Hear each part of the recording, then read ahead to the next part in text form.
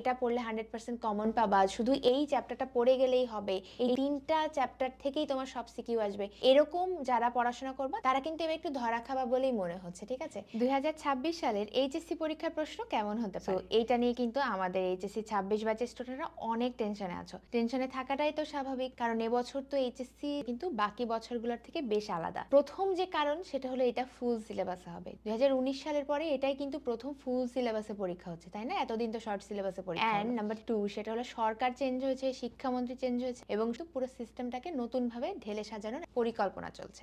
So এই অবস্থায় তোমরা আসলে কিভাবে প্রিপারেশন নিবা, কিভাবে পড়বা, সেটা নিয়ে আজকে ভিডিওতে কথা বলবো। হ্যালো এভরিওয়ান, আমি ডক্টর সুস্মিতা, বরাবরের মতোই তোমাদের প্রশ্নগুলোর উত্তর দেওয়ার জন্য ভিডিওটা বানাচ্ছি। এত বছরের অভিজ্ঞতার আলোকে আমার যেটা মনে হয়, তোমাদের এবছরের প্রশ্নটা হবে স্ট্যান্ডার্ড। স্ট্যান্ডার্ড বলতে না তুমি সবকিছু কমন পাবা, তুমি একদম 100তে 100 পেয়ে যাবা খুব সহজে, এরকমও হবে না। আবার তুমি কিছুই পারবা না, পাস মার্কও উঠাইতে পারবা না, A+ পাইতেই অনেক কষ্ট হবে, এরকমও না। বরং যারা স্ট্র্যাটেজি মেনটেন করে পড়াশোনা করবে তারা কিন্তু এইচএসসিতে A+ সিকিউর করতে পারবে। এই যে স্ট্র্যাটেজি মেনটেন করে পড়াশোনা বলতে কি বোঝাচ্ছি, দেখো সবার আগে তোমাকে যেটা মাথায় রাখতে হবে, এইচএসসি যেহেতু একটা বোর্ড এক্সাম, এখানে আহামরি এমন কঠিন প্রশ্ন কখনোই করা হবে না যাতে তুমি কোনোভাবেই উত্তরই না করতে পারো। সো আমাদের এই প্রশ্নগুলো কারা করে থাকেন আমরা জানি, আমাদের রেসপেক্টেড টিচার্স যারা আসলে অনেক দিন ধরে তোমাদের বিভিন্ন কলেজে শিক্ষকতা করে আসছেন, তাই না? সো এই অভিজ্ঞতার আলোকে তারা নিশ্চয়ই এমন প্রশ্নই করবেন যেটা তোমরা সচরাচর পড়ো। অর্থাৎ তুমি যদি টেস্ট পেপার খুলো, একটা যে কোনো চ্যাপ্টার র্যান্ডমলি চুজ করো, সেখানে তুমি একটা কমন প্যাটার্ন অলওয়েজ দেখতে পাবা যে একটা টপিক থাকবে যেখান থেকে প্রতি বছর প্রশ্ন আসে, প্রতি বছর এমসিকিউ আসে। এই ধরনের জিনিসগুলো থেকে, এই ধরনের টপিক, এই ধরনের চ্যাপ্টার থেকে মোস্ট অফ দ্য কোশ্চেন চলে আসবে। কিন্তু প্রশ্নগুলো হবে একটু ট্রিকি। তুমি হয়তো টপিকটা কমন জানো, কিন্তু যেই প্রক্রিয়াটা বর্ণনা করতে বলছে বা উদ্দীপক পড়ার পরে তুমি যে ডিরেক্ট হয়তো ধরতে পারবে এরকম না।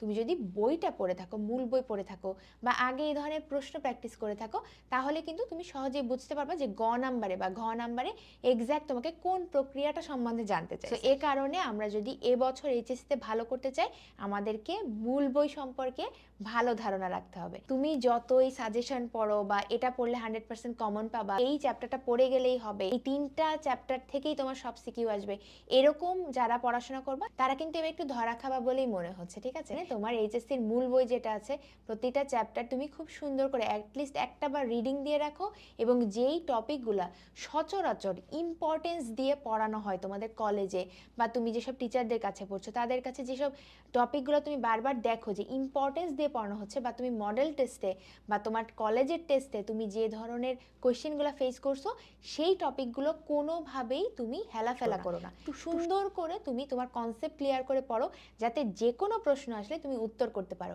বায়োলজির ক্ষেত্রে তুমি যদি ফুল মার্কস পেতে চাও, তাহলে কিন্তু অবশ্যই তোমাকে চিত্র আঁকা প্র্যাকটিস করতে হবে। বায়োলজি এবং বাকি সাবজেক্টগুলোতেও তোমরা যদি ভালো করতে চাও, আর চিত্র, যে কোনো প্রক্রিয়া, পার্থক্যের চার্ট, ফ্লো চার্ট, যে কোনো বিক্রিয়া, এগুলো তুমি যদি সুন্দর করে লেখা প্র্যাকটিস করো, নিজের মতো করে লিখতে পারো, তাহলে কিন্তু তোমাকে প্রশ্নে কেউ আটকাতে পারবে না। যে প্রশ্নই তোমাকে দেওয়া হোক, তুমি কিন্তু সেখান থেকে উত্তরটা বের করে আনতে পারবা। এই উদ্দীপকটা পড়া এবং উদ্দীপক থেকে আলটিমেটলি কিভাবে তোমার উত্তরটা বের করে আনতে হবে, এই জিনিসটা প্র্যাকটিসে থাকা অনেক বেশি গুরুত্বপূর্ণ। এইচএসসির আগে যতদিনই সময় পাও না কেন, তুমি টার্গেট নিয়ে খুব সুন্দর করে প্রতিটা চ্যাপ্টার মূল বই থেকে A to Z আগে রিডিং পড়ো, এবং তারপর তুমি সেগুলো প্রশ্ন আকারে প্র্যাকটিস করো। তুমি যদি শুধু পড়তে থাকো, মূল বই প্যাসিভলি রিডিং পড়ো, তাহলে কিন্তু এইচএসসিতে ভালো করবা না। অবশ্যই তোমাকে প্রশ্ন আকারে প্র্যাকটিস করতে হবে, সিকিউ এবং এমসিকিউ আলাদা করে।